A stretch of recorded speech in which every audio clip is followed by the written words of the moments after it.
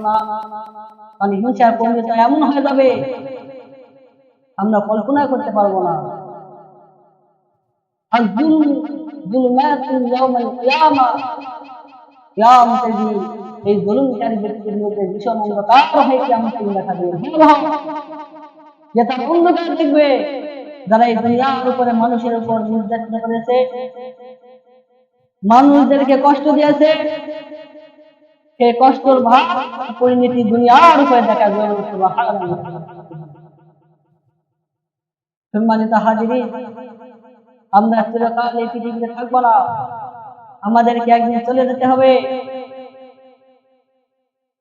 শুধু তাই নয়, আমাদের আল্লাহ রাব্বুল আলামিন উঠাই নেবে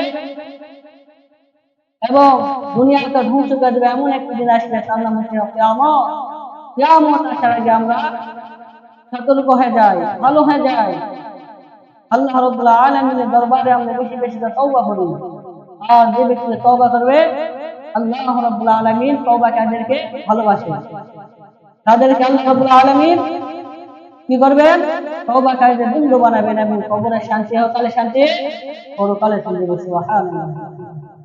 সম্মানিত হাজিরিন, আমরা দেখি অনেকে ভালো মানুষ সুস্থ থাকার পরে আল্লাহ রাব্বুল আলামিন আমাদের সাহায্য পা দিয়েছে, থাকার পর আমরা আল্লাহ রাব্বুল আলামিনের দ্বীনকে প্রতিষ্ঠা করি না, ইসলাম থেকে চলে গেছি, আমরা ইসলাম নামে মুসলমান হয়ে আছি কিন্তু ইসলামী কাজগুলো আমরা করি না।